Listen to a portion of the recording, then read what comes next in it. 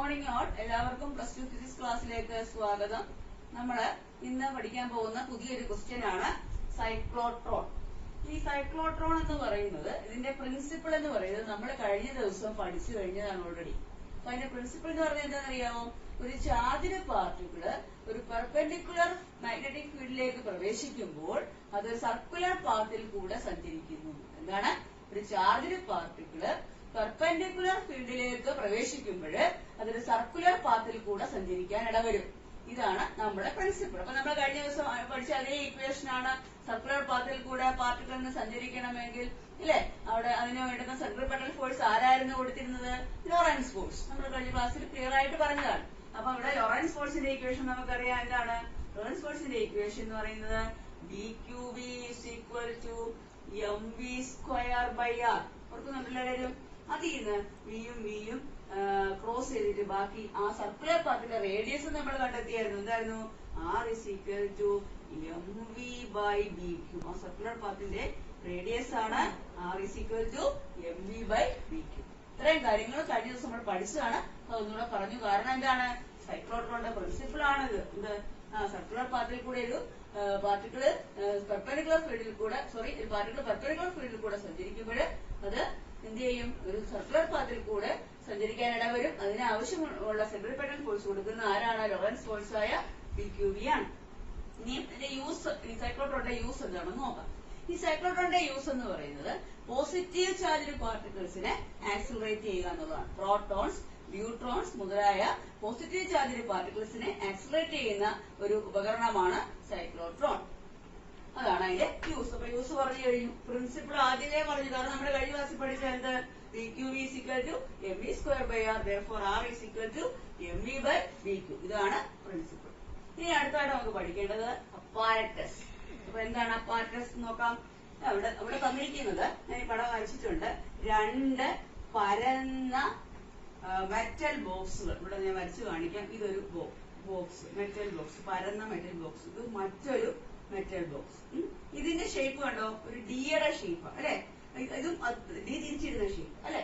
അപ്പം രണ്ട്, ഇതിന്റെ പേരെന്താണെന്നറിയാവോ? ഡീസ് എന്ന പേരും അങ്ങനെ തന്നെ, ഡീസ്. അപ്പം രണ്ട് ഡികൾ ചേർന്നതാണ് ഈ ഉപകരണം. സൈക്ലോട്രോണിന്റെ ഇതിലെന്താ? രണ്ട് പരന്ന മെറ്റൽ ബോക്സുകളാണ് ഡീസ്. അപ്പൊ ഒരു സെമി സർക്കിൾ, ഒരു സെമി സർക്കിൾ. അപ്പൊ രണ്ടുകൂടെ ചേർന്ന ഒരു സർക്കിൾ. അപ്പൊ ഈ ഡീസ് എന്ന് പറയുന്നു. ഈ ഡീസ് എന്ന് പറയുന്നതിന് ഇടയ്ക്ക്, അപ്പൊ ഈ രണ്ട് ഡീസിന്റെ ഇടയ്ക്ക് ഒരു ഗ്യാപ്പ് ഉണ്ട്. ഈ ഗ്യാപ്പിന്റെ നടുക്കുന്നാണ് ആര് പുറപ്പെടുന്നത്? നമ്മളുടെ ആക്സിലറേറ്റ് ചെയ്യേണ്ട പോസിറ്റീവ് ചാർജ് പാർട്ടിക്കിള് പുറപ്പെടുന്നത് എവിടുന്ന? ഈ സോഴ്സിൽ നിന്നാണ്, ഈ സെന്ററിൽ നിന്നാണ്. അപ്പൊ ഈ ഗ്യാപ്പിന്റെ സെന്ററിൽ നിന്നാണ് നമുക്ക് പോസിറ്റീവ് ചാർജ് പാർട്ടിക്കിളിനെ ആക്സിലറേറ്റ് ചെയ്യപ്പെടേണ്ടത്. അപ്പൊ അവിടുന്ന് ഒരു പോസിറ്റീവ് ചാർജ് പാർട്ടിക്കിള് ഇവിടുന്ന് എന്ത് ചെയ്യുന്നു? ആദ്യം നമ്മള് ഇവിടെ നിന്ന് പുറപ്പെടും. ഈ വേറെ കുറച്ച് എക്സ്ട്രാ ഫിറ്റിംഗ്സ് ഉണ്ട് ഇവിടെ കണ്ടോ? അതായത് ഈ ഡീസിന്റെ രണ്ട് കൂടെ കണക്ട് ചെയ്തേക്കുന്നത് ഒരു റേഡിയോ ഫ്രീക്വൻസി ഓസിലേറ്റർ ഉപയോഗിച്ചിട്ടുണ്ട്. അതായത് ഒരേ സമയം വോൾട്ടേജ് മാറി മാറി കൊടുക്കുക, അഥവാ പൊട്ടൻഷ്യൽ മാറി മാറി കൊടുക്കാൻ വേണ്ടിയിട്ട് റേഡിയോ ഫ്രീക്വൻസിയിലുള്ള ഒരു ഓസിലേറ്ററും ഇവിടെ കൊടുത്തിട്ടുണ്ട്. ഹൈ പൊട്ടൻഷ്യൽ മാറി മാറി കൊടുക്കാൻ വേണ്ടിയിട്ടാണ്. അതുകൂടാതെ ഇവിടെ ഒരു ടാർജറ്റ് ഉണ്ട്. ടാർജറ്റിന്റെ ലക്ഷ്യസ്ഥാനം ഇവിടാണ് വന്ന് പതിക്കേണ്ടത്. ആര്? ഈ ആക്സിലറേറ്റ് ചെയ്യപ്പെട്ട പോസിറ്റീവ് ചാർജ് വന്ന് പതിക്കേണ്ട സ്ഥലമാണ് ടാർജറ്റ്. ടാർജറ്റിലേക്ക് വന്ന് പതിക്കണമെങ്കിൽ അതിലേക്ക് നയിക്കപ്പെടുന്ന ഒരു ആളാണ് എന്താ? ഡിഫ്ലക്റ്റർ. അതിനെ ഡിഫ്ലക്ട് ചെയ്ത് വേണം ടാർജറ്റിലേക്ക് പതിക്കാൻ. അപ്പൊ എന്താണ്? രണ്ട് ഡീസ് എന്ന് പറയുന്ന ഒരു അപ്പാരറ്റസ് ആണിത്. പരന്ന മെറ്റൽ ബോക്സുകളാണിവ. ഇവയുടെ രണ്ടിന്റെ ഇടയ്ക്ക് ഒരു ഗ്യാപ്പ് ഉണ്ട്. ഈ സെന്ററിലാണ് നമ്മുടെ പോസിറ്റീവ് ചാർജിന്റെ പാർട്ടിക്കിൾ പുറപ്പെടുന്ന സോഴ്സ്. അതിനെ ആക്സിലറേറ്റ് ചെയ്യാൻ വേണ്ടിയിട്ട് എന്ത് ചെയ്യുന്നു? ഓൾട്ടർനേറ്റിംഗ് പൊട്ടൻഷ്യൽ കൊടുക്കാൻ വേണ്ടി റേഡിയോ ഫ്രീക്വൻസി ഓസിലേറ്റർ ഇവിടെ കൊടുത്തിട്ടുണ്ട്. ലാസ്റ്റ് ഇത് വന്ന് പതിക്കാനായിട്ട് ആക്സിലറേറ്റ് ചെയ്യപ്പെട്ട പോസിറ്റീവ് ചാർജിന്റെ പാർട്ടിക്കിൾ വന്ന് പതിക്കാൻ വേണ്ടി ഒരു ടാർജറ്റും ഇവിടെ കൊടുത്തിട്ടുണ്ട്. അപ്പം ഇനി നമുക്ക് ഈ ഡീസിന് പേര് കൊടുക്കാം. ഒന്നാമത്തെ ഡിക്ക് D1 എന്നും രണ്ടാമത്തെ ഡീസിന് D2 എന്നും പേര് കൊടുക്കും.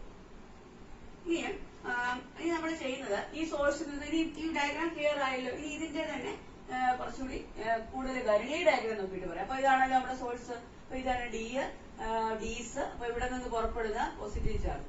അപ്പോഴ് അയാളിങ്ങനെ പുറപ്പെടുന്ന സമയത്ത് അയാളിങ്ങനെ പുറപ്പെടുമ്പോൾ ആദ്യം എന്ത് ചെയ്യുന്നു പറയട്ടെ, ഈ റേഡിയോ ഫ്രീക്വൻസി ഓസിലേറ്റർ ഒന്നാമത്തെ പിന്നെ ഡിക്ക് നെഗറ്റീവ് ചാർജും അടുത്ത ഡിക്ക് D2 എന്ന് പറയുന്ന ആളിന് പോസിറ്റീവ് ചാർജും കൊടുക്കുന്നു. അപ്പൊ ആദ്യം D1 നെഗറ്റീവും D2 പോസിറ്റീവ് ആയിരിക്കും. അപ്പൊ ഇത് പുറപ്പെടുന്ന പോസിറ്റീവ് ചാർജ് അല്ലേ, അപ്പൊ അയാൾക്ക് എങ്ങോട്ടേക്ക് വരാനുള്ള ടെൻഡൻസിയാ വരുന്നത്, പോസിറ്റീവ് ചാർജ് നെഗറ്റീവ് ചാർജിന്റെ സമയത്തേക്ക് വരാനുള്ള ടെൻഡൻസി ഉണ്ട്. അപ്പൊ അതെന്ത് ചെയ്യും, പതുക്കെ ഇവിടുന്ന് നേരെ ഈ നെഗറ്റീവ് ചാർജ് ഉള്ള ഡിയുടെ സമീപത്തേക്ക് എത്തും. ഇതിനെ തൊടുന്ന സമയത്ത് അറിയാം ഇത് എന്താണ്, ഇത് ഒരു റേഡിയോ ഫ്രീക്വൻസി ഓസിലേറ്ററുമായിട്ട് കണക്ട് ചെയ്തിട്ടുണ്ട്. അതുകൂടാതെ ഒരു കാര്യം കൂടിയുണ്ട്, ഇവിടെ ഒരു പെർപെൻഡിക്കുലർ മാഗ്നറ്റിക് ഫീൽഡ് ഉണ്ട്. നിങ്ങൾക്ക് അറിയാം, നേരത്തെ പറയാതെ തന്നെ അറിയാം. കാരണം എന്താ, ഒരു മാഗ്നറ്റിക് ഫീൽഡിൽ കൂടി ഒരു ചാർജ് പ്രവേശിക്കുമ്പോഴാണ് സർക്കുലർ പാത്തിൽ കൂടെ സഞ്ചരിക്കാനിട വരുന്നത്. അപ്പൊ ഇവിടെ ഒരു പെർപെൻഡിക്കുലർ, ഈ ബോർഡിന് പെർപെൻഡിക്കുലർ ആയിട്ട് ഒരു മാഗ്നറ്റിക് ഫീൽഡ് കൂടെ ഉണ്ട്. അതൊരു മാഗ്നറ്റിക് ഫീൽഡിലാണ് ഈ സംഭവം വർക്ക് ചെയ്യുന്നത്. അപ്പോഴേ ഇത് ഈ സോഴ്സിൽ നിന്ന് പുറപ്പെടുന്ന പോസിറ്റീവ് ചാർജ് ഇവിടെ എത്തുമ്പോഴേ, കാരണം D1 എത്താൻ കാര്യം എന്താ, നെഗറ്റീവ് ചാർജ് ഇവിടെ എത്തുമ്പോഴേ എന്ത് ചെയ്യും, അതൊരു പെർപെൻഡിക്കുലർ മാഗ്നറ്റിക് ഫീൽഡിന് വിധേയമാകുമ്പോൾ എന്ത് ചെയ്യും, പെർപെൻഡിക്കുലർ മാഗ്നറ്റിക് ഫീൽഡിൽ കൂടി ചാർജ് സഞ്ചരിക്കുമ്പോൾ സർക്കുലർ പാത്തിൽ കൂടെ സഞ്ചരിക്കും. അങ്ങനെ അത് ഇതാണ് ഇങ്ങനെ കറങ്ങി ഇവിടെ വരെ എത്തും. ഇവിടെ വരെ എത്തുമ്പോഴത്തേക്ക് ഒരു സെമി സർക്കിളായി അല്ലെ. അപ്പോഴത്തേക്ക് ഗ്യാപ്പിന്റെ ഇവിടെ എത്തി. ഗ്യാപ്പിന്റെ ഇവിടെ എത്തി കഴിയുമ്പോഴത്തേക്ക് മാഗ്നറ്റിക് ഫീൽഡിന്റെ ആക്ഷൻ അവിടെ വെച്ച് തീരും. അന്നേരം നമുക്ക് എന്ത് ചെയ്യണം, ഈ ഓസിലേറ്റർ എന്ത് ചെയ്യും, ഈ D1 പോസിറ്റീവും D2 നെഗറ്റീവും ആക്കും. ഓൾട്ടർനേറ്റ് ആയിട്ട് ഇങ്ങനെ മാറ്റിക്കൊണ്ടിരിക്കും. അപ്പോഴേ അങ്ങനെയുള്ള സംവിധാനമാണ്. അപ്പോഴെന്ത് ചെയ്യും, ഇവിടെ എത്തിക്കഴിയുമ്പോഴത്തേക്കും ഇയാൾ നെഗറ്റീവ് ഇയാൾ പോസിറ്റീവ് ആയില്ല. അപ്പൊ ഈ ചാർജ് എങ്ങോട്ടേക്ക് പോകും, നേരെ D2 അടുത്തേക്ക് പോകും. കാരണം പോസിറ്റീവ് ചാർജ് അല്ലേ, നെഗറ്റീവിലേക്ക് പോകും. ഇവിടെ എത്തുമ്പോൾ ഈ തൊട്ട് ഇങ്ങോട്ട് വന്ന് കയറുമ്പോഴേ എന്ത് ചെയ്യും, ഒരു പെർപെൻഡിക്കുലർ മാഗ്നറ്റിക് ഫീൽഡിന് വിധേയമാകും. കാരണം ഡിയിൽ നിന്ന് തൊടുമ്പോഴേ ഇവിടെ എന്തുണ്ട്, പെർപെൻഡിക്കുലർ മാഗ്നറ്റിക് ഫീൽഡ് വിധേയമാകും.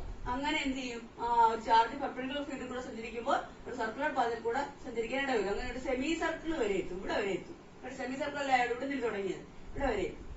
അങ്ങനെ അപ്പോഴത്തേക്ക് എന്ത് ചെയ്യും, ഒരു ഗ്യാപ്പിന്റെ ഇവിടെ എത്തി. അപ്പോഴത്തേക്ക് മാഗ്നറ്റിക് ഫീൽഡ് കട്ടായി അല്ലെ. അപ്പോഴത്തേക്ക് ഇയാൾ എന്താവും, D1 നെഗറ്റീവും D2 പോസിറ്റീവും അല്ലെ. അപ്പോഴെന്ത് ചെയ്യും, പിന്നെയും എന്ത് ചെയ്യും, ഈ പാർട്ടിക്കിൾ എങ്ങോട്ടേക്ക് വരും, ഈ പോസിറ്റീവ് ചാർജ് നെഗറ്റീവിന്റെ സമീപത്തേക്ക് വരും. അങ്ങനെ പിന്നെയും എന്ത് ചെയ്യും, മാഗ്നറ്റിക് ഫീൽഡിന് പെർപെൻഡിക്കുലർ ഫീൽഡിന് വിധേയമാവുകയും പിന്നെയും സർക്കുലർ പാതയിൽ കൂടെ സഞ്ചരിച്ച് ഇവിടെ എത്തും. ഇവിടെ എത്തുമ്പോഴത്തേക്ക് പിന്നെ മാഗ്നറ്റിക് ഫീൽഡ് ഇല്ലാതാവും. പെട്ടെന്ന് ഇയാൾ പോസിറ്റീവ് ഇയാൾ നെഗറ്റീവ്, ഇങ്ങനെ മാറി മാറി ഈ സംഭവം തുടർന്നുകൊണ്ടേയിരിക്കും. അങ്ങനെ ലാസ്റ്റ് കറങ്ങി കറങ്ങി ഈ ഡീസിന്റെ, ഈ ഡീസ് എന്ന് പറഞ്ഞാൽ രണ്ട് ഡി ചേരാൻ ഡീസ്, ഇവയുടെ റേഡിയസിന് ഏകദേശം തുല്യമാകത്തക്ക രീതിയിലുള്ള റേഡിയസില് ആര് സഞ്ചരിച്ച്, ഈ പാർട്ടിക്കിള് സഞ്ചരിച്ചിട്ട് ഫൈനലായിട്ട് എവിടെ എത്തിച്ചേരും, ഈ ടാർഗറ്റിലേക്ക് എത്തിച്ചേരും. അതിനു വേണ്ടിയിട്ട് ആര് സഹായിക്കും, ഇവിടെ ഒരു ഡിഫ്ലക്റ്റിംഗ് ഇലക്ട്രോഡ് ഉണ്ട്. ഈ ഡിഫ്ലക്റ്റിംഗ് ഇലക്ട്രോഡ് വഴി ഡിഫ്ലക്ട് ചെയ്ത് ഈ ടാർഗറ്റിലേക്ക് ആ പോസിറ്റീവ് ചാർജ് പാർട്ടിക്കിള് എന്ത് ചെയ്യും, അത് മാക്സിമം കൈനറ്റിക് എനർജിയിലായിരിക്കും അത് ഒന്ന് പതിക്കുന്നത് ഈ ടാർഗറ്റിലേക്ക്. അപ്പൊ ഇങ്ങനെയാണ് ഈ അപ്പാർട്ടൻസിനെ കുറിച്ച് പറയാനുള്ളത്. ഇനി എനിക്ക് വേറൊരു കാര്യം പറയാനുള്ളത്, ഇതിന്റെ സിംപ്ലിഫൈഡ് ഡയഗ്രാം വേറെ ഞാൻ ഇവിടെ വരച്ചിട്ടുണ്ട് കേട്ടോ. അപ്പൊ അത് നോക്കാം. ഇതിന്റെ കുറച്ചുകൂടി സിമ്പിൾ ആയിട്ടുള്ള ഡയഗ്രാം ആണ്. രണ്ട് ഡീസ്, ഇതൊരു D1, ഇത് D2. ഇത് ഒരു ഗ്യാപ്പ് ഉണ്ട്. ആ ഗ്യാപ്പിൽ നിന്നാണ് സോഴ്സ് പുറപ്പെടുന്നത്. ഇനിയും ഈ സംവിധാനം പൂർണ്ണമായിട്ടും ഒരു ഇവാക്യുവേറ്റഡ് ആയിട്ടുള്ള ഒരു ചേംബറിലാണ് സൂക്ഷിച്ചിരിക്കുന്നത്. വായു കടക്കാത്ത ഒരു അറയിലാണ് ഈ ഡീസ് സൂക്ഷിച്ചിരിക്കുന്നത്. ഒന്ന് അറിഞ്ഞിരിക്കണം. ഇനി ഞാൻ പറഞ്ഞു, ഇവിടെ ഒരു പെർപെൻഡിക്കുലർ മാഗ്നറ്റിക് ഫീൽഡ് കൊടുക്കുന്നുണ്ടോ എന്ന് പറഞ്ഞു ഡീസിന്. അതിന് വേണ്ടിയിട്ട് ഇലക്ട്രോ മാഗ്നറ്റ് ആണ് ഇവിടെ ഉപയോഗിച്ചിരിക്കുന്നത്. അതിന്റെ നോർത്ത് പോൾ, ഇത് സൗത്ത് പോൾ. ഇപ്പൊ ഇലക്ട്രോ മാഗ്നറ്റിന്റെ ഇടയ്ക്കാണ് ഈ ഇവാക്യുവേറ്റഡ് ചേംബറിൽ ആരിയിരിക്കുന്നത്, ഈ ഡീസ് സ്ഥിതി ചെയ്യുന്നത്. ഇത്രയും ക്ലിയർ ആയല്ലോ. അപ്പൊ ഇതിന്റെ പ്രവർത്തനം അഥവാ വർക്കിംഗ് പിടികിട്ടിയല്ലോ. അപ്പം ഒന്നുകൂടെ പറയണ, വർക്കിംഗ് എന്ത് ചെയ്യണം, സോഴ്സിൽ നിന്നും പോസിറ്റീവ് ചാർജ് പതുക്കെ ഒരു ഡയഗ്രാം വെച്ച് കാണിക്കാം. സോഴ്സിൽ നിന്നും പോസിറ്റീവ് ചാർജ് പതുക്കെ പുറപ്പെടുന്ന സമയത്ത് ആദ്യം D1 നെഗറ്റീവ്, D2 പോസിറ്റീവ്. അപ്പൊ എന്ത് ചെയ്യും, ഈ പോസിറ്റീവ് ചാർജിലെ പുറപ്പെടുന്നത് അയാൾ നെഗറ്റീവിന്റെ അടുത്തേക്ക് വരും. ഇങ്ങനെ തൊടുമ്പോഴത്തേക്ക് ഇവിടെ എന്താ ആക്ട് ചെയ്യും, പെർപെൻഡിക്കുലർ മാഗ്നറ്റിക് ഫീൽഡ് ആക്ട് ചെയ്യും. അപ്പൊ അയാൾ എന്ത് ചെയ്യും, സർക്കുലർ പത്തിലൂടെ സഞ്ചരിക്കാൻ ശ്രമിക്കും. അപ്പൊ സെമി സർക്കിൾ പൂർത്തിയായി. അന്നേരത്തേക്ക് ഗ്യാപ്പ് എത്തും. അപ്പൊ മാഗ്നറ്റിക് ഫീൽഡ് കട്ടായി. അപ്പൊ പിന്നെ എന്ത് ചെയ്യും, ഇയാള് D1 പോസിറ്റീവും D2 നെഗറ്റീവും. അപ്പൊ എന്ത് ചെയ്യും, ഇയാളെ എങ്ങോട്ടേക്ക് പോകും, പോസിറ്റീവ് ചാർജ് നെഗറ്റീവ് ആയിട്ടുള്ള D2ലേക്ക് പോകും. പോയി ഇവിടെ തൊടുമ്പോഴത്തേക്ക് എന്താ ആക്ട് ചെയ്യും, പെർപെൻഡിക്കുലർ മാഗ്നറ്റിക് ഫീൽഡ് ആക്ട് ചെയ്യും. അന്നേരം അയാൾ എന്ത് ചെയ്യും, ഒരു സർക്കുലർ പാത്തിൽ കൂടെ സഞ്ചരിക്കും. അങ്ങനെ സെമി സർക്കിൾ വരെ എത്തിക്കഴിയും. ഇവിടെ എത്തുമ്പോഴത്തേക്കോ മാഗ്നറ്റിക് ഫീൽഡ് ഇല്ലാതാവും.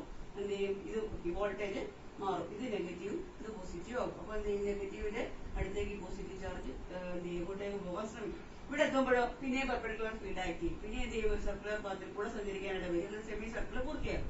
ഈ സംവിധാനം തുടർന്ന് ആവശ്യത്തിന് എന്ത് ചെയ്യും? കൈനറ്റിക് എനർജി കിട്ടി ലാസ്റ്റ് എന്ത് ചെയ്യും? പുറത്തേക്ക് ഈ ടാർഗറ്റിലേക്ക് വന്ന് പതിക്കും ഒരു ഡിഫ്ലക്റ്റിംഗ് ഇലക്ട്രോഡ് വഴി. ഇനി നമുക്ക് ഇത് ഒരു പ്രാവശ്യം ഈ സർക്കുലർ പാത്തിൽ കൂടെ കറങ്ങി വരാനെടുക്കുന്ന സമയത്തിനെയാണ് ടൈം പീരീഡ് എന്ന് പറയുന്നത്. ഒരു പ്രാവശ്യം ഈ ചാർജ് കറങ്ങി വരാനെടുക്കുന്ന സമയം അതിനെയാണ് ടൈം പീരീഡ് എന്ന് പറയുന്നത്. Time taken by the ion to describe a circular path. Circular പാത്തിൽ കൂടെ സഞ്ചരിച്ച് ഒരു പ്രാവശ്യം സഞ്ചരിച്ച് വരാനെടുക്കുന്ന സമയം അത് കണ്ടുപിടിക്കാന് നമുക്കറിയാം velocity is equal to displacement by time ആണ് നമുക്കറിയാം. Velocity is equal to displacement by time. അതുകൊണ്ട് ടൈം എന്തായിരിക്കും? Time is equal to displacement by velocity ആണല്ലോ. നമ്മുടെ ഡിസ്പ്ലേസ്മെന്റ് എന്താ? സർക്കുലർ പാത്ത് അല്ലേ? ആർ റേഡിയസ് ഉള്ള സർക്കുലർ പാത്ത് ആണ്. അപ്പൊ നമുക്ക് ഡിസ്പ്ലേസ്മെന്റ് എന്തായിരിക്കും? സർക്കിളിന്റെ സർക്കംഫറൻസ് ആയ 2πr/v ആണല്ലോ. ഇനി നമുക്ക് പക്ഷെ ആറിന്റെ വാല്യൂ എന്താണ്? നമ്മൾ നേരത്തെ കണ്ടുപിടിച്ച് വെച്ചിട്ടുണ്ട്. എന്താണ്? mv/bq. നമുക്ക് ആറിന് പകരം എന്ത് കൊടുക്കുക? mv/bq. അപ്പൊ എന്ത് വരും? 2π/v ഇൻറ്റു ആറിന് പകരം mv/bq. അപ്പൊ നമ്മുടെ ഈ വിയും കൂടെ വെട്ടിക്കളഞ്ഞിട്ട് ബാക്കി എന്ത് കിട്ടും? therefore time t equals 2πm/bq എന്ന് കിട്ടും. ക്ലിയർ ആയല്ലോ? നമ്മൾ കഴിഞ്ഞ ദിവസം ഇതിന് സമാനമായിട്ടുള്ളത് ചെയ്തിട്ടുള്ള കഴിഞ്ഞ ക്ലാസ്സിൽ. അപ്പം t ഈക്വൽ 2πm/bq. അപ്പൊ നമുക്ക് ഇതിന്റെ ഈ ടൈം എന്തിനെയൊക്കെ ആശ്രയിക്കുന്നില്ല എന്നുള്ളതാണ്.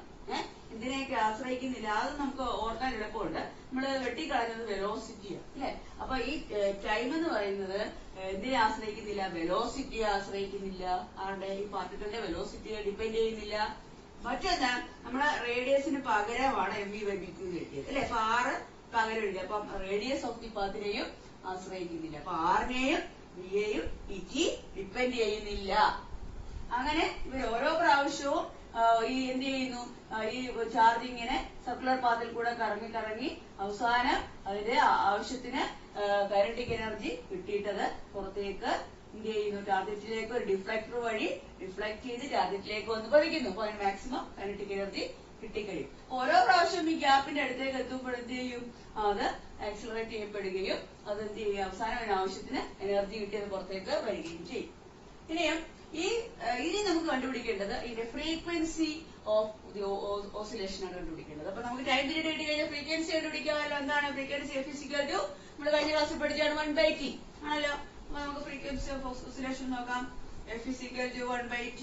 Frequency of oscillation F = 1/t equals 1/t ആകുമ്പോൾ എന്താണ്? ഈ t കിട്ടിയില്ലേ? അത് ഇച്ചിട്ടാ പോലെ. അപ്പൊ ഫ്രീക്വൻസി എന്ത് കിട്ടും? vq/2πm. vq/2πm എന്ന് കിട്ടും. ഈ ഫ്രീക്വൻസി എന്ന് പറയുന്ന അതിന്റെ പേരാണ് മാഗ്നറ്റിക് റെസൊണൻസ് ഫ്രീക്വൻസി. ഫ്രീക്വൻസിയുടെ പേരാണ് ഇത് തുടച്ചിട്ട് എഴുതാം. Magnetic resonance frequency. Magnetic resonance frequency എന്ന് പറയും. ഇനി നമുക്ക് ഈ മാഗ്നറ്റിക് റെസൊണൻസ് ഫ്രീക്വൻസി എന്ന് പറയുന്നത് is equal to the frequency of the oscillator. ഈ ഓസിലേറ്ററിന്റെ ഫ്രീക്വൻസിക്ക് ഈക്വൽ ആയിരിക്കും ഇതിന്റെ magnetic resonance frequency. Magnetic resonance frequency is equal to the frequency of this oscillator. ഇനി നമുക്ക് ഇതിനകത്തില് ഇനി പഠിക്കാനുള്ളതെന്ന് പറഞ്ഞു കഴിഞ്ഞാല് ഇതിന് കിട്ടുന്ന മാക്സിമം കൈനറ്റിക് എനർജി എത്രയാണ്? Maximum kinetic energy of the deflected positive charge particle. ഈ പോസിറ്റീവ് ചാർജ് പാർട്ടിക്കിളിന്റെ മാക്സിമം ടാർഗറ്റിൽ വന്ന് പതിച്ച ഈ പാർട്ടിക്കിളിന്റെ മാക്സിമം കൈനറ്റിക് എനർജി എത്രയാണ്? അപ്പൊ മാക്സിമം കൈനറ്റിക് എനർജി അറിയണമെങ്കിൽ നമുക്ക് അതിന്റെ വെലോസിറ്റി മാക്സിമം വെലോസിറ്റി കണ്ടുപിടിക്കണം. നമ്മളെ ഇതിന് എളുപ്പമാണ്. നമ്മൾ കഴിഞ്ഞ ദിവസം പഠിച്ച ഇപ്പോഴും പഠിച്ച നിർത്തിയ ഇക്വേഷൻ ആണ് അവിടെ അപ്ലൈ ചെയ്യാൻ പറ്റുന്നത്. അപ്പൊ നോക്കിയാട്ടെ, അത് നമ്മുടെ അതുകൊണ്ടാണ് ഈ ഇക്വേഷൻ ഞാൻ മായ്ക്കാതെ ബാക്കി എഴുതിയത്. അപ്പം നമ്മുടെ ഇക്വേഷൻ എന്ന് പറയുന്നത് എന്തായിരുന്നു? dqv is equal to mv²/r എന്ന് പറഞ്ഞ ഇക്വേഷനില് നമ്മൾ എന്ത് ചെയ്യണമെന്ന് അറിയാമോ? ഈ ഇക്വേഷനത്തില് വിക്ക് പകരം അപ്പൊ നമുക്ക് v max എന്ന് പറയുന്നതാണ് ഇയാൾക്ക് കിട്ടിയ മാക്സിമം. ഈ പാർട്ടിക്കിളിന് ഇവിടുന്ന് പുറപ്പെട്ട പാർട്ടിക്കിൾ അവസാനം ആവശ്യത്തിന് കൈനറ്റിക് എനർജി കിട്ടിയെന്ന് പറഞ്ഞല്ലോ. അപ്പൊ അതിന് മാക്സിമം ഒരു വെലോസിറ്റി കാണുമല്ലോ. ആ വെലോസിറ്റി നമ്മൾ v max എന്നാണ് കൊടുക്കുന്നത്. v max is the maximum velocity. ഇതിന് കിട്ടിയ മാക്സിമം വെലോസിറ്റിയാണ് v max. അങ്ങനെയാണെങ്കിൽ നമുക്ക് ഈ ഇക്വേഷൻ അതിലൊരു മാറ്റം എന്താണ്? vq v max എന്ന് എഴുതാം അല്ലെ. അപ്പൊ ഇവിടെയോ എം വി സ്ക്വയർ മാക്സ് എന്ന് എഴുതരുതോ. ഇനി നമുക്ക് വേറൊരു കാര്യം അറിഞ്ഞിരിക്കേണ്ടത്, ഇതിന്റെ റേഡിയസ് എന്ന് പറയുന്നത് ഡീസ് ലാസ്റ്റ് ഇത് കറങ്ങി കറങ്ങി ഈ ഡീസിന്റെ റേഡിയസിന് തുല്യമായ റേഡിയസിലാണ് ഈ പിന്നെ ഈ പാർട്ടിക്കിള് എത്തിച്ചേർന്നത്. അപ്പൊ ഡീസിന് കറങ്ങി കറങ്ങി ലാസ്റ്റ് ഈ ഡീസിന്റെ റേഡിയസിന് ഏകദേശം തുല്യമായ റേഡിയസ് താണ്ടിയാണ് നമ്മുടെ പാർട്ടിക്കിള് ടാർഗറ്റിൽ വന്ന് പതിച്ചത്. അപ്പൊ നമുക്ക് ഡീസിന്റെ റേഡിയസിനെ ക്യാപിറ്റൽ ആർന്ന് എടുക്കാം. അപ്പൊ നമുക്ക് റേഡിയസ് എന്ന് പറയുന്നത് ഇവിടെ ക്യാപിറ്റൽ ഡീസിന്റെ റേഡിയസ് ക്യാപിറ്റൽ ആറായിട്ട് നമ്മൾ എടുത്തു. ഈ ഡീസിന്റെ റേഡിയസ് ക്യാപിറ്റൽ ആറായിട്ട് എടുത്തു. ഇനി നമുക്ക് നോക്കിയാട്ടെ, ഇതിൽ നിന്ന് വെലോസിറ്റി മാക്സിമം കണ്ടുപിടിക്കാനല്ലേ പറഞ്ഞു. അപ്പൊ വി മാക്സും ഒരു വി മാക്സ് കൂടെ വെട്ടിയിട്ട് ബാക്കി എന്തുണ്ട്, ഒരു വി മാക്സ് ഇപ്പുറത്തുണ്ടല്ലോ വെലോസിറ്റി മാക്സിമം. വെലോസിറ്റി മാക്സിമം അപ്പൊ എന്ത് കിട്ടും, ഇതുകൊണ്ട് ക്രോസ് മൾട്ടിപ്ലൈ ചെയ്യുമ്പോൾ എന്ത് വരും, v q r by m എന്ന് വരും അല്ലെ. Velocity maximum is equal to v q r by m. Maximum velocity നമുക്ക് എന്താ വേണ്ടത്, ഇവിടെ ഇത് അറ്റൈൻ ചെയ്ത മാക്സിമം കൈനറ്റിക് എനർജി എത്രയാണെന്നല്ലേ. കൈനറ്റിക് എനർജി കണ്ടുപിടിക്കാനുള്ള ഇക്വേഷൻ എന്തുവാ, ഈ അയോൺ അക്യൂർ ചെയ്ത പോസിറ്റീവ് അയോൺ അക്യൂർ ചെയ്ത മാക്സിമം കൈനറ്റിക് എനർജി എന്ന് പറയുന്നത് എന്താണ്, ഹാഫ് എം വി സ്ക്വയർ അല്ലേ കൈനറ്റിക് എനർജിയുടെ equation.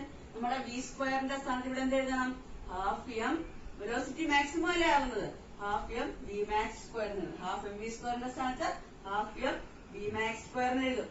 Is equal to half M V max എന്ന് പറഞ്ഞാൽ എത്രയാ നമുക്കറിയാമല്ലോ, വി സ്ക്വയർ. അപ്പൊ വി മാക്സ് സ്ക്വയർ അല്ല, അപ്പൊ ഇതിന്റെ സ്ക്വയർ വരുമല്ലോ. വി മാക്സ് സ്ക്വയർ എന്ന് പറയുമ്പോൾ ഇതിന്റെ സ്ക്വയർ വരും. അപ്പൊ എന്ത് വരും, V square Q square R square അല്ലെ ബൈ എന്ത് വരും, എം സ്ക്വയർ എന്ന് വരും അല്ലെ. അപ്പം ഹാഫ് എം ഇവരെ ഇവിടെ എഴുതിയിട്ടുണ്ട്. ബാക്കി B square Q square R square by M square എന്ന് വരും. ഈ ഒരു എമ്മും താഴത്തെ എം സ്ക്വയറൂടെ കിട്ടും അല്ലെ. ബാക്കി അപ്പൊ കൈനറ്റിക് എനർജിയുടെ ഫൈനൽ ഇക്വേഷൻ നമുക്ക് കിട്ടിക്കഴിഞ്ഞു.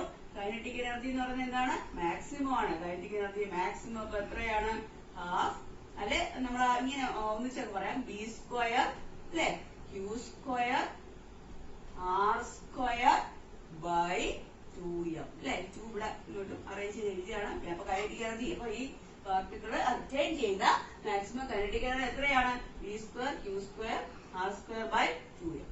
അപ്പൊ ഇത്രയാണ് നമ്മുടെ ഈ സൈക്ലോട്രോൺ എന്ന് പറയുന്ന ഈ ക്വസ്റ്റ്യൻ നമുക്ക് പഠിക്കാനുള്ളത്. ഇനി വേറെ കുറച്ച് 1-2 പോയിന്റ് കൂടെ പറഞ്ഞ് നിർത്തിയാലേ നമുക്കിത് പൂർണ്ണമാകുള്ളൂ.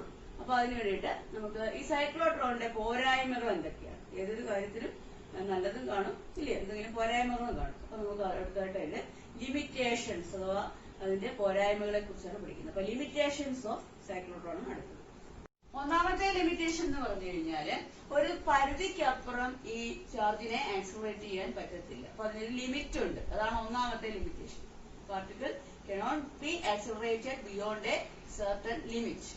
രണ്ടാമത്തെ പോയിന്റ് എന്ന് പറയുന്നത് ഹെവി പാർട്ടിക്കിൾസിനെ ആക്സിലറേറ്റ് ചെയ്യാനായിട്ട് ഉപയോഗിക്കുന്ന ഒരു അപ്പാരറ്റസ് ആണ് സൈക്ലോട്രോൺ. ഹെവി പാർട്ടിക്കിൾസിനെ മാത്രമേ ആക്സിലറേറ്റ് ചെയ്യാൻ പറ്റത്തുള്ളൂ. മൂന്നാമത്തെ പോയിന്റ് എന്ന് പറയുന്നത് ചാർജ് ഇല്ലാത്ത പാർട്ടിക്കിൾ അഥവാ അൺചാർജ്ഡ് പാർട്ടിക്കിളിനെ ആക്സിലറേറ്റ് ചെയ്യാൻ ബുദ്ധിമുട്ടാണ്, അത് പറ്റത്തില്ല. അപ്പൊ ഈ 3 പോയിന്റുകൾ ക്ലിയർ ആയല്ലോ.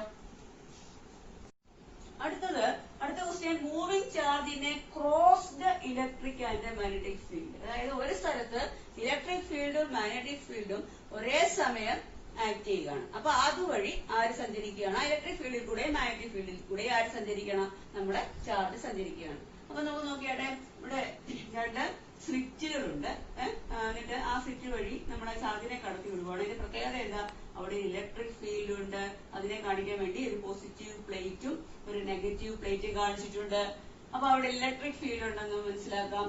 ഇനി അതിന്റെ പെർപെൻഡിക്കുലർ ആയിട്ട് അവിടെ ഒരു മാഗ്നറ്റിക് ഫീൽഡ് ഉണ്ട്. നിങ്ങൾക്ക് അറിയാം, ഇങ്ങനെ ക്രോസ് ഇട്ട് കഴിഞ്ഞ് ബി എഴുതി അവിടെ ഒരു മാഗ്നറ്റിക് ഫീൽഡ് ഉണ്ട്. അതും അങ്ങോട്ടാണ്, അതും പെർപെൻഡിക്കുലർ ആയിട്ട് ഇങ്ങോട്ടാണ്. അപ്പൊ ഇവിടുത്തെ ഇലക്ട്രിക് ഫീൽഡും മാഗ്നറ്റിക് ഫീൽഡും ഈ ബോർഡിന് പെർപെൻഡിക്കുലർ ആണ് ഇവിടുത്തെ മാഗ്നറ്റിക് ഫീൽഡ്. അപ്പൊ ഇവിടെ ഇലക്ട്രിക് ഫീൽഡ് ഉണ്ട്. ആ ഇലക്ട്രിക് ഫീൽഡ് നമ്മൾ വേണമെങ്കിൽ ഈ കൊണ്ട് റെപ്രസെന്റ് ചെയ്യാം. അപ്പൊ അത് ഇങ്ങനെ മനസ്സിലാക്കാം. പോസിറ്റീവ് നെഗറ്റീവ് പ്ലേറ്റുകൾ കൊണ്ട് നമുക്ക് മനസ്സിലാക്കാം ഇലക്ട്രിക് ഫീൽഡ് ഈ ഉണ്ട്. അതുകൂടാതെ ഈ ചിഹ്നം കണ്ടാൽ നിങ്ങൾക്ക് എന്ത് വ്യക്തമാവും, ഇവിടെ പെർപെൻഡിക്കുലർ ആയിട്ടുള്ള മാഗ്നറ്റിക് ഫീൽഡ് ഉണ്ട്. അപ്പം ഇലക്ട്രിക് ഫീൽഡും മാഗ്നറ്റിക് ഫീൽഡും പരസ്പരം പെർപെൻഡിക്കുലർ ആയിട്ടുള്ള ഈ സ്ഥലത്തൂടിയാണ് നമ്മള് ഒരു ചാർജിൽ പാർട്ടിക്കിളിനെ ബി വെലോസിറ്റിയിൽ ഇതുവഴി കടത്തിവിടുകയാണ്. അങ്ങനെ S1 എന്ന് പറയുന്ന ഈ ദ്വാരത്തിൽ ഈ സ്വിച്ചിൽ കൂടെ കയറി അത് ഈ പെർപെൻഡിക്കുലർ ഫീൽഡിൽ കൂടെ കടന്നു പോകാൻ അനുവദിക്കാം.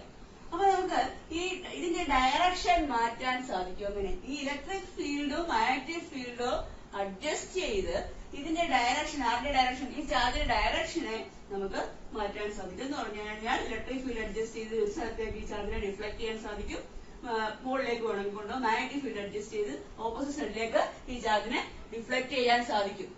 അപ്പൊ നിങ്ങൾക്കറിയാം, ഒരു ചാർജ് പെർപെൻഡിക്കുലർ ഫീൽഡിൽ കൂടെ സഞ്ചരിക്കുമ്പോൾ അത് ഫോഴ്സിന് വിധേയമാകും. അപ്പം ഇലക്ട്രിക് ഫീൽഡിൽ കൂടെ സഞ്ചരിക്കുമ്പോൾ ആ ചാർജ് അനുഭവപ്പെടുന്ന ഫോഴ്സ് ആണ് എന്ത്? Electric force. അതിന്റെ ഇക്വേഷൻ നമ്മൾ പഠിച്ചിട്ടുണ്ട്. എന്താണ്? F is equal to EQ, അല്ലെ? F is equal to EQ എന്ന് പറയുന്ന ഇക്വേഷൻ നമുക്കറിയാം. ഇതേ ചാർജ് തന്നെ മാഗ്നറ്റിക് ഫീൽഡിൽ കൂടെ സഞ്ചരിക്കുമ്പോൾ അതിന്റെ അനുഭവപ്പെടുന്ന ഫോഴ്സ് ആണ് എന്ത്? F is equal to VQV. നിങ്ങൾ പഠിച്ചിട്ടുള്ളതാണ്. ഇനിയും ഞാൻ പറഞ്ഞു, ഇതിന്റെ ഫീൽഡുകള് പിന്നെ നമുക്ക് ഇവിടെ പിന്നെ അഡ്ജസ്റ്റ് ചെയ്ത് ഇതിന്റെ ഓപ്പോസിറ്റ് സൈഡിൽ ഡിഫ്ലക്ഷൻ വരുത്താൻ സാധിക്കുമെന്ന് പറഞ്ഞു. ഇനിയും ഈ രണ്ട് കൂടി ഈക്വൽ ആകുമ്പോൾ എന്ന് പറഞ്ഞാൽ ഇവിടെ അപ്ലൈ ചെയ്യുന്ന ഈ ഇലക്ട്രിക് ഫോഴ്സ് എന്ന് പറയുന്നത് മാഗ്നറ്റിക് ഫോഴ്സ് ആയ BQVക്ക് തുല്യമാകുമ്പോൾ എന്ത് സംഭവിക്കുന്നു? EQ is equal to BQV. ഈ കേസിൽ ഈ പാർട്ടിക്കിള് ഡിഫ്ലക്ഷൻ ഒന്നും ഇല്ലാതെ നേരെ അങ്ങ് ഇതുവഴി കയറി ഇറങ്ങി അങ്ങ് പോകും. മനസ്സിലായോ? അപ്പൊ അതിന്റെ കണ്ടീഷൻ എന്താണ്? EQ അഥവാ ഇലക്ട്രിക് ഫോഴ്സ് മാഗ്നറ്റിക് ഫോഴ്സിന് ഈക്വൽ ആകുമ്പോൾ എന്ത് സംഭവിക്കും? ഈ ചാർജ് ഒരു ഡിഫ്ലക്ഷനും ഇല്ലാതെ നേരെ ഇങ്ങനെ പോകും. അതാണ് ഈ ഡയഗ്രത്തിൽ കാണിച്ചിരിക്കുന്നത്. അപ്പൊ നോക്കിയാട്ടെ, ഈ ഇക്വേഷന് നമുക്ക് വെട്ടിക്കളയുമ്പോഴോട്ടോ നോക്കിക്കേ, ക്യൂവും ക്യൂവും കൂടെ പോകും, അല്ലെ? നമുക്ക് ഇവിടെ എന്ത് കിട്ടും? E is equal to B into V എന്ന് കിട്ടും, അല്ലെ? അതിൽ നമുക്ക് V, ഈ പാർട്ടിക്കിളിന്റെ വെലോസിറ്റി കണ്ടുപിടിക്കാം. Velocity V is equal to E by B എന്ന് കിട്ടത്തില്ലേ? V is equal to E by B. അപ്പം V is equal to E by B എന്ന് പറഞ്ഞ ഈ ഇക്വേഷൻ സാറ്റിസ്ഫൈ ചെയ്യുന്ന ഈ പാർട്ടിക്കിൾ എന്ത് ചെയ്യും? ഡിഫ്ലക്ഷൻ ഒന്നും ഇല്ലാതെ ഈ മാഗ്നറ്റിക് ഫീൽഡിൽ കൂടെ ഇലക്ട്രിക് ഫീൽഡിൽ കൂടെ കടന്ന് പോകും. ഒരേ സമയം രണ്ടുകൂടെ ആക്ട് ചെയ്യുന്ന പ്രദേശത്തൂടെ V is equal to E by B എന്ന് പറയുന്ന ഈ വെലോസിറ്റിയിൽ പോകുന്ന പാർട്ടിക്കിളിന്റെ ഡിഫ്ലക്ഷൻ ഇല്ലാതെ കടന്നു പോകും. അപ്പൊ അതുകൊണ്ട് തന്നെ ഇതിനെ ഒരു വെലോസിറ്റി സെലക്ടർ ആയിട്ട് ഉപയോഗിക്കാന്ന് പറയും. ഈ ഇക്വേഷൻ സാറ്റിസ്ഫൈ ചെയ്യുന്ന പാർട്ടിക്കിള് ഡിഫ്ലക്ഷൻ ഇല്ലാതെ കടന്നു പോകുന്നതുകൊണ്ട് ഒരു വെലോസിറ്റി സെലക്ടർ ആയിട്ട് ഇതിനെ ഉപയോഗിക്കാം. ഒരേ വെലോസിറ്റിയിലുള്ള ചാർജിനെ എന്ത് ചെയ്യാം? ഇങ്ങനെ പാസ് ചെയ്യാൻ വേണ്ടിട്ട് എന്ത് ചെയ്യാൻ മതി? ഇലക്ട്രിക് ഫീൽഡ് മാഗ്നറ്റിക് ഫീൽഡിലൂടെ എന്ത് ചെയ്യാതെ മതി? ഈ electric field by magnetic field is equal to V എന്ന് പറഞ്ഞപ്പോൾ വെലോസിറ്റി സെലക്ടർ ആയിട്ട് ഇതിനെ ഉപയോഗിക്കാറുണ്ട്. അടുത്തത് magnetic force on a current carrying conductor. അതെന്താണോ നോക്കാം. Magnetic force on a current carrying conductor. നോക്കിയാട്ടെ, ഇവിടെ ഒരു സ്ഥലത്ത് മാഗ്നറ്റിക് ഫീൽഡ്, നമ്മൾ ഇതിന് സമാനമായ ഡയഗ്രം നേരത്തെ പഠിച്ചിട്ടുണ്ട്.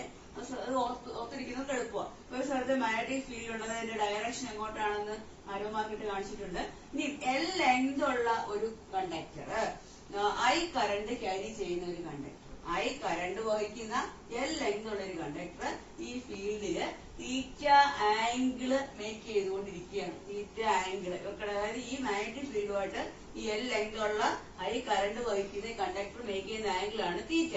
അപ്പം ഒരു കറണ്ട് ക്യാരിയിങ് കണ്ടക്ടർ ഒരു മാഗ്നറ്റിക് ഫീൽഡിൽ ഇരുന്നാൽ അതൊരു ഫോഴ്സിന് വിധേയമാകും. അതാണ് magnetic force on a current carrying conductor. അതായത് ഒരു മാഗ്നറ്റിക് ഫീൽഡില് ഒരു കറന്റ് ക്യാരിയിങ് കണ്ടക്ടർ ഇരുന്ന് അതൊരു മാഗ്നറ്റിക് ഫോഴ്സിന് വിധേയമാകും. അപ്പൊ ആ ഫോഴ്സ് കണ്ടുപിടിക്കാനുള്ള ഇക്വേഷൻ ആണ് F is equal to BIL sin θ. എടുത്ത magnetic field B, current I, ഇത് ലെങ്ത് L, ഇവർക്കിടയിലുള്ള ആംഗിൾ തീറ്റ. അപ്പം ഒരു കറന്റ് ക്യാരിയിങ് കണ്ടക്ടർ ഒരു മാഗ്നറ്റിക് ഫീൽഡിൽ ഇരുന്നാൽ അതിന് അനുഭവപ്പെടുന്ന മാഗ്നറ്റിക് ഫോഴ്സ് ആണ് F is equal to BIL sin θ. ഇതിന് സമാനമായിട്ട് BQV sin θ നമ്മൾ പഠിച്ചിട്ടുണ്ട്, അല്ലെ? B ഫീൽഡില് Q ചാർജ് B വെലോസിറ്റിയിൽ സഞ്ചരിച്ചാൽ F is equal to BQV sin θ നമ്മൾ പഠിച്ചിട്ടുണ്ട്. അതുപോലെ തന്നെയാണ് ഇവിടെ. ഇനി അടുത്തായിട്ട് മാഗ്നറ്റിക് ഫീൽഡ് ഇങ്ങോട്ട് തന്നെ ഒരു കറന്റ് ക്യാരിയിങ് കണ്ടക്ടർ പെർപെൻഡിക്കുലർ ആയിട്ടാണ് സ്ഥിതി ചെയ്യുന്നത്. ആ കേസിൽ ഇവർ ബിക്കും L ലെങ്തുള്ള കണ്ടക്ടറിനും ഇടയ്ക്കുള്ള ആംഗിൾ 90 ഡിഗ്രിയാണ്. ആ കേസിൽ F is equal to BIL. കാരണം എന്താണ്? സൈൻ തീറ്റയ്ക്ക് എത്ര വരും? തീറ്റയ്ക്ക് 90 ഡിഗ്രി വരുമ്പോ sin 90 1 ആയിപ്പോ. അങ്ങനെ F is equal to BIL എന്ന് വരും. ഇപ്പൊ ഇവിടുത്തെ മാഗ്നറ്റിക് ഫോഴ്സ് ആണ് എന്ത്? F is equal to BIL. അടുത്ത കേസ് നോക്കിയാട്ടെ, മാഗ്നറ്റിക് ഫീൽഡ് അങ്ങോട്ട് തന്നെ അതിന് പാരലായിട്ടാണ് ആരിയിരിക്കുന്നത്? L ലെങ്ത് ഉള്ള കറന്റ് ക്യാരി ചെയ്യുന്ന കണ്ടക്ടർ ഇരിക്കുന്നത്. ഇപ്പൊ പാരലാണെന്നുള്ള ഇടയ്ക്കുള്ള ആംഗിൾ എത്ര? ബിക്കും കണ്ടക്ടറിനും ഇടയ്ക്കുള്ള ആംഗിൾ എത്ര? 0. അപ്പൊ F is equal to BIL sin 0. sin 0 എന്ന് പറഞ്ഞാൽ 0 അല്ലേ? അപ്പൊ F എന്ത് വരും? ഇവർക്കിടയിൽ ഫോഴ്സ് ഇല്ല. F is equal to 0. അപ്പൊ ഇത്രയും കാര്യങ്ങൾ മനസ്സിലാക്കിക്കൊണ്ട് വേണം അടുത്ത ക്വസ്റ്റ്യൻ നമുക്ക് പഠിക്കാനായിട്ട്. ശരി, നമുക്ക് ഇപ്പൊ നമ്മൾ പഠിച്ച ഇക്വേഷൻ ആണത് F = BIL sin θ അല്ലെ. അപ്പൊ നമുക്ക് ഇതിന്റെ വെക്ടർ ഫോമിൽ എങ്ങനെ എഴുതാം? നമ്മൾ നേരത്തെ ഇതുപോലെ BQ sin θ എഴുതിയതുപോലെ എന്ത് എഴുതാം? Vector form F equals I into bracket തുറന്നിട്ട് vector L cross vector B. A cross B എന്താണ്? AB sin θ. അതുപോലെ L ക്രോസ് B എന്താണ്? LB sin θ. അപ്പൊ നമുക്ക് F = BIL sin θ വെക്ടർ ഫോമിൽ എങ്ങനെ എഴുതാം? F = I into L cross B. അപ്പൊ ഇങ്ങനെയാണ് നമുക്ക് വെക്ടർ ഫോമിൽ റെപ്രസെന്റ് ചെയ്യുന്നത്. ഇനി അടുത്ത ക്വസ്റ്റ്യൻ എന്ന് പറയുന്നത് force between two parallel conductors carrying current. രണ്ട് പാരലായിട്ടുള്ള കണ്ടക്ടറുകൾ കറണ്ട് ക്യാരി ചെയ്താൽ അവയ്ക്ക് അനുഭവപ്പെടുന്ന ഫോഴ്സ്, അവർക്കിടയിലുള്ള ഫോഴ്സ് എത്രയാണെന്നാണ്. ഫോഴ്സ് ബിറ്റ്വീൻ, അവർക്കിടയിലുള്ള ഫോഴ്സ് എത്രയാണെന്നാണ് പഠിക്കുന്നത്. അപ്പൊ force between two parallel conductors carrying current. അപ്പൊ നമുക്ക് ഇത് ഈ ക്വസ്റ്റ്യൻ പഠിക്കണമെങ്കിൽ ഒരു കാര്യം അറിഞ്ഞിരിക്കണം. നമ്മൾ കഴിഞ്ഞ ദിവസം പഠിച്ചതാണ്. എന്താണ്? ഒരു കണ്ടക്ടർ കൂടി കറണ്ട് പാസ് ചെയ്യുമ്പോൾ, ചുറ്റുപാടും മാഗ്നറ്റിക് ഫീൽഡ് ഉണ്ടാവും. ഇത് നമ്മൾ പഠിച്ചിട്ടുള്ളതാണ് അല്ലെ. ആ അറിവാണ് നമ്മളിവിടെ ഉപയോഗിക്കുന്നത്. അപ്പൊ നമുക്ക് നോക്കിയാട്ടെ, ഇതൊരു കണ്ടക്ടറാണ്. P എന്ന് പറയുന്ന ഒരു കണ്ടക്ടർ, അതിൽ കൂടെ പോകുന്ന കറണ്ട് ആണ് I1. അപ്പൊ ഈ P എന്ന് പറയുന്ന കണ്ടക്ടർ കൂടി I1 കറണ്ട് കടന്നു പോകുന്നതിന്റെ ഫലമായിട്ട് ഇവിടെ എന്തുണ്ടാവുന്നുണ്ട്? ഇവിടെ എല്ലാം മാഗ്നറ്റിക് ഫീൽഡ് ഉണ്ടാവുന്നുണ്ട്. ഈ മാഗ്നറ്റിക് ഫീൽഡിന്റെ ഡയറക്ഷൻ എന്ന് പറയുന്നത് നമ്മുടെ ഈ ബോർഡിന് പെർപെൻഡിക്കുലർ ആയിട്ട് ഉള്ളിലേക്കാണ്. നിങ്ങൾ പേപ്പറിൽ ഇത് വരയ്ക്കുമ്പോൾ പേപ്പറിന് പെർപെൻഡിക്കുലർ ആയിട്ട് ഉള്ളിലേക്കാണ് അയക്കുന്നത്. നിങ്ങൾക്ക് ഈ ചിഹ്നം കാണുമ്പോൾ അറിയാം, മാഗ്നറ്റിക് ഫീൽഡ് ഡയറക്ഷൻ ക്രോസ് ആണെങ്കിൽ ഉള്ളിലേക്കും, ഡോട്ട് ആണെങ്കിൽ നമ്മളുടെ നേരേക്കും, ആ പ്ലെയിന് പെർപെൻഡിക്കുലർ ആയിട്ട് നമ്മുടെ നേരേക്കും. ഇവിടെ എങ്ങനെയാ? ഈ ബോർഡിന് പെർപെൻഡിക്കുലർ ആയിട്ട് ഉള്ളിലേക്കാണ്. ഈ പിന്നെ കണ്ടക്ടറിന് പെർപെൻഡിക്കുലർ ആയിട്ടാണ് ഇവിടുത്തെ ഫീൽഡ് എന്ന് പറയുന്നത്. ഇത് കാണുമ്പോഴേ നമുക്ക് ക്ലിയർ ആയിക്കോളും. അപ്പൊ ഈ കണ്ടക്ടറിൽ കൂടി കറണ്ട് പാസ് ചെയ്യുന്നതിന്റെ ഫലമായിട്ട് സമീപത്തെ ഒരു പോയിന്റിലെ മാഗ്നറ്റിക് ഫീൽഡ് ആണ് നമുക്ക് കണ്ടുപിടിക്കേണ്ടത്. അപ്പൊ നമുക്ക് P എന്ന് പറയുന്ന കണ്ടക്ടറിൽ കൂടെ കറണ്ട് പാസ് ചെയ്യുന്നതിന്റെ ഫലമായിട്ട് സമീപത്തെ ഒരു പോയിന്റ് ആണ് ഇവിടെ എടുക്കുക. അത് ഈ P യിൽ നിന്നും R അകലത്തിലാണ്. R ആണ് ഇവർക്കിടയിലുള്ള അകലം. ഈ പോയിന്റ് തൊട്ട് P വരെയുള്ള അകലമാണ്. അപ്പൊ സമീപത്തെ ഒരു പോയിന്റിലെ മാഗ്നറ്റിക് ഫീൽഡ് കണ്ടുപിടിക്കണം. അപ്പൊ നമ്മൾ അതിന് വേണ്ടിയിട്ട് കഴിഞ്ഞ ക്ലാസ്സിൽ പഠിച്ച ക്വസ്റ്റ്യൻ ആണെന്ത്? ഒരു magnetic field due to a long straight conductor carrying current അല്ലെ. അതിന്റെ ഇക്വേഷൻ എന്തായിരുന്നു? Magnetic field due to a long straight conductor carrying current നമ്മൾ പഠിച്ചാണെന്ത്? B = μ0/4π × 2I/d എന്ന ഇക്വേഷൻ നമ്മൾ പഠിച്ചിട്ടുണ്ട് കഴിഞ്ഞ ക്ലാസ്സിൽ. അപ്പൊ നമ്മള് ഈ ഇക്വേഷൻ ഇവിടെ അപ്ലൈ ചെയ്യണം. കാരണം എന്താണ്? ഇത് ലോങ് സ്ട്രൈറ്റ് കണ്ടക്ടർ ആണ്. ഇതിൽ കൂടെ പോകുന്ന കറണ്ട് ആണ് I. ഇവിടെ ഐയുടെ സ്ഥാനത്ത് ഇക്വേഷൻ ഇപ്പൊ എന്ത് എഴുതണം? I1 എഴുതേണ്ടി വരും. കാരണം ഇവിടുത്തെ കറണ്ട് I1 നമ്മൾ പഠിച്ചപ്പോഴേ കറണ്ട് I ആയിരുന്നു. അപ്പൊ ഇവിടെ എന്താണ്? I1 അല്ലെ. ഈ D എന്ന് പറഞ്ഞു കഴിഞ്ഞാൽ എന്തായിരുന്നു? അവിടുത്തെ ദൂരം എന്തായിരുന്നു? D ആയിരുന്നു. ഇവിടുത്തെ ദൂരം എന്താ? ഈ പോയിന്റ് ആയ കണ്ടക്ടറും ഇവിടുത്തെയാണോ ഫീൽഡ് കണ്ടുപിടിക്കേണ്ടത്? അവർക്കിടയിലുള്ള അകലം എത്രയായിരുന്നു? നേരത്തെ T ആയിരുന്നു. ഇവിടെ ഈ കണ്ടക്ടറിൽ നിന്നും ഈ പോയിന്റിലേക്കുള്ള അകലം എത്രയാണ്? 6 ആണ്. അതുകൊണ്ട് ഇവിടെ ഡിക്ക് പോലെ നമ്മൾ എന്ത് കൊടുക്കണം? 6 എന്ന് കൊടുക്കണം. അപ്പൊ എന്ത് കിട്ടും? B = μ0/4π × 2I1/6 എന്ന് കിട്ടും. ഇനി നമുക്ക് ഈ പോയിന്റില് എന്ത് ചെയ്യുക? വേറൊരു കണ്ടക്ടർ, ഇതേപോലത്തെ വേറൊരു സ്ട്രേറ്റ് കണ്ടക്ടർ കൊണ്ട് വെക്കുക. ആ കണ്ടക്ടറിൽ കൂടെ പോകുന്ന കറണ്ട് I2 എന്ന് പേര് കൊടുക്കും. അപ്പൊ ഒന്നാമത്തെ കണ്ടക്ടറിലൂടെ പോകുന്ന കറണ്ട് I1, രണ്ടാമത്തെ കണ്ടക്ടറിലൂടെ പോകുന്ന കറണ്ട് I2. അപ്പൊ ഈ P എന്ന് പറയുന്ന കണ്ടക്ടറിൽ കൂടെ കറണ്ട് പോകുന്നതിന്റെ ഫലമായിട്ട് ഉണ്ടാകുന്ന ഫീൽഡിലാണ് ആര് സ്ഥിതി ചെയ്യുന്നത്? Q എന്ന് പറയുന്ന ഈ പുതിയ കണ്ടക്ടർ സ്ഥിതി ചെയ്യുന്നത്. അതുപോലെ തന്നെ ഈ ക്യൂവിൽ കൂടെയും കറണ്ട് കടന്നു പോകുന്നുണ്ടല്ലോ I2. അപ്പം ക്യൂവിൽ കൂടെ കറണ്ട് കടന്നു പോകുന്നതിന്റെ ഫലമായിട്ട് ഒരു മാഗ്നറ്റിക് ഫീൽഡ് ഉണ്ടാവുമല്ലോ. ആ ഫീൽഡിലാണ് ആര് സ്ഥിതി ചെയ്യുന്നത്? P എന്ന് പറയുന്ന കണ്ടക്ടർ സ്ഥിതി ചെയ്യുന്നത്. എന്ന് പറഞ്ഞു കഴിഞ്ഞാൽ ഒരു പരസ്പരം ഉണ്ടാക്കുന്ന ഫീൽഡിലാണ് സ്ഥിതി ചെയ്യുന്നത്. ഈ കണ്ടക്ടറുടെ ഇടയിലുള്ള അകലമാണ് അപ്പൊ എന്ത്? ആണെന്ന് പറയാം അല്ലെ. അങ്ങനെയാണെങ്കിൽ നമുക്ക് ഈ രണ്ടാമത്തെ കണ്ടക്ടറായ ക്യൂവിന്റെ യൂണിറ്റ് ലെങ്തിന് അനുഭവപ്പെടുന്ന ഫോഴ്സ് എന്താണ് എന്ന് നോക്കാം. അപ്പൊ force per unit length on Q, force per unit length on Q, force per unit length on Q, ക്യൂവിന് അനുഭവപ്പെടുന്ന ഫോഴ്സ് പെർ യൂണിറ്റ് ലെങ്ത് അല്ലെ ക്യൂലെ യൂണിറ്റ് ലെങ്തില് അനുഭവപ്പെടുന്ന force per unit length on Q that is F is equal to force കണ്ടുപിടിക്കാനുള്ള equation നമ്മൾ കഴിഞ്ഞ പിന്നെ ക്വസ്റ്റ്യനിൽ പഠിച്ചതാണ്. എന്തായിരുന്നു? F is equal to BIL അല്ലെ? F is equal to BIL അല്ലെ? ഇവിടെ എന്തുകൊണ്ടാ BIL sin θ ആയിരുന്നു, θ 90 ഡിഗ്രി ആണ്, അതുകൊണ്ടാണ് എന്ത് വന്നത് BIL sin 90 1 ആയതുകൊണ്ടാണ് F is equal to BIL എന്ന് വന്നത്. അതുപോലെ ഇവിടെ എന്ത് എഴുതാം? F is equal to BIL. അപ്പം ഈ ഇക്വേഷൻ അത് എഴുതുക. ഇനി നോക്കിയേ, രണ്ടാമത്തെ കണ്ടക്ടർ അനുഭവപ്പെടുന്ന ഫോഴ്സ് അല്ലേ? രണ്ടാമത്തെ കണ്ടക്ടർ കൂടെ പോകുന്ന കറണ്ട് എന്താണ്? I2 അല്ലേ? അപ്പൊ നമുക്ക് എന്ത് എഴുതണം? BI2N എന്ന് എഴുതുക. ഇനി നമുക്ക് ഈ ബിയുടെ വാല്യൂ എന്താണ്? ഇവിടുത്തെ ബിയുടെ പിന്നെ വാല്യൂ എന്ന് പറയുന്നത് എന്താണ്? കോൺസ്റ്റന്റ് ആണ്. അത് എത്രയാണ്? μ0/4π 2I1/r. അപ്പൊ ബിയുടെ വാല്യൂ കൊടുക്കുവാണ്. That is F is equal to എന്ത് വരും? ബിയുടെ വാല്യൂ μ0/4π 2I1/r ഇൻറ്റു, ഇപ്പൊ ബിയുടെ വാല്യൂ മാത്രമല്ലേ ആയുള്ളൂ, ബാക്കി എന്തുകൊണ്ട് I2 ഇൻറ്റു L എന്ന് വരും അല്ലേ? അപ്പൊ നമ്മുടെ ഇക്വേഷൻ കിട്ടിയോ? ഉണ്ടല്ലോ. Physically μ0/4π 2I1/r into I2 into L. ഇതെന്താണ്? ഈ കണ്ടക്ടർ കൂടി കറണ്ട് പോകുന്നതിന്റെ ഫലമായിട്ട് Q എന്ന് പറയുന്ന കണ്ടക്ടറിന്റെ യൂണിറ്റ് ലെങ്ത് അനുഭവപ്പെട്ട ഫോഴ്സിന്റെ ഇക്വേഷൻ ആണ് ഇത്. ഇനിയും if L is equal to 1 metre ആണ് എങ്കിൽ Lന്റെ വാല്യൂ 1 ആയാൽ ഈ ഇക്വേഷൻ എന്ത് വരും? ഇത് 1 കൊടുത്താൽ പോരെ. അപ്പൊ എന്ത് വരും? F is equal to μ0/4π 2I1 I2/r എന്ന് വരും. ഇത്രയും ക്ലിയർ ആയല്ലോ. അപ്പൊ നമുക്ക് ഈ ഇതിൽ കൂടെ പോകുന്ന കറണ്ട് I1 ഉം ഇതിൽ കൂടെ പോകുന്ന കറണ്ട് I2 ആണ്. അപ്പൊ രണ്ടും ഒരേ ഡയറക്ഷനിലാണെന്ന് ഈ ഫിഗർ നോക്കിയാല് മനസ്സിലാക്കാം അല്ലെ? ഇനി നമുക്ക് ഫ്ലെമിങ്ങിന്റെ ലെഫ്റ്റ് ഹാൻഡ് റൂൾ അനുസരിച്ച് ഇവിടുത്തെ മാഗ്നറ്റിക് ഫീൽഡിന്റെയും കറണ്ടിന്റെയും കണ്ടക്ടർ ഇരിക്കുന്ന എങ്ങനെയാണെന്ന് ഒക്കെയുള്ളത് മനസ്സിലാക്കിയിട്ട് ഈ ഫോഴ്സ് അങ്ങോട്ടാണെന്ന് നമുക്ക് നോക്കാം. അപ്പം ഈ ഫ്ലെമിങ്ങിന്റെ ലെഫ്റ്റ് ഹാൻഡ് റൂൾ അനുസരിച്ചിട്ട് ഈ ഫോഴ്സ് എന്ന് പറയുന്നത്, ആദ്യത്തെ കണ്ടക്ടറിന് അനുഭവപ്പെടുന്ന ഫോഴ്സ് എന്ന് പറയുന്നത് എങ്ങോട്ടേക്കായിരിക്കും എന്ന് പറയട്ടെ? അങ്ങോട്ടായിരിക്കും ഈ റൂൾ അനുസരിച്ച്. അതുപോലെ രണ്ടാമത്തെ കണ്ടക്ടറിൽ അനുഭവപ്പെടുന്ന ഫോഴ്സ് തിരിച്ചിങ്ങോട്ട് വരും. എന്ന് പറഞ്ഞാൽ P എന്ന് പറയുന്ന കണ്ടക്ടറിന് അനുഭവപ്പെടുന്ന ഫോഴ്സ് ക്യൂവിലേക്കും Q എന്ന് പറയുന്ന കണ്ടക്ടറിന് അനുഭവപ്പെടുന്ന ഫോഴ്സ് Pയിലേക്കും ആയിരിക്കും. അതെങ്ങനെയാ മനസ്സിലാക്കുന്നത്? ഫ്ലെമിങ്ങിന്റെ ലെഫ്റ്റ് ഹാൻഡ് റൂൾ ഉപയോഗിച്ചാൽ മനസ്സിലാവും. അതുകൊണ്ട് നമുക്ക് എന്ത് കൺക്ലൂഡ് ചെയ്യാൻ പറ്റും? ഒരേ ഡയറക്ഷനിലാണ് കറണ്ട് പോകുന്നതെങ്കിൽ ഈ ഫോഴ്സുകൾ തമ്മിൽ എങ്ങനെയായിരിക്കും? രണ്ടുപേരും നേർക്കുനേരെ നിൽക്കല്ലേ? അട്രാക്റ്റീവ് ആയിരിക്കും. മനസ്സിലാക്കും. അപ്പൊ കറണ്ട് ഒരേ ഡയറക്ഷനിലാണ് സഞ്ചരിക്കുന്നതെങ്കിൽ ഫോഴ്സ് അട്രാക്റ്റീവ്.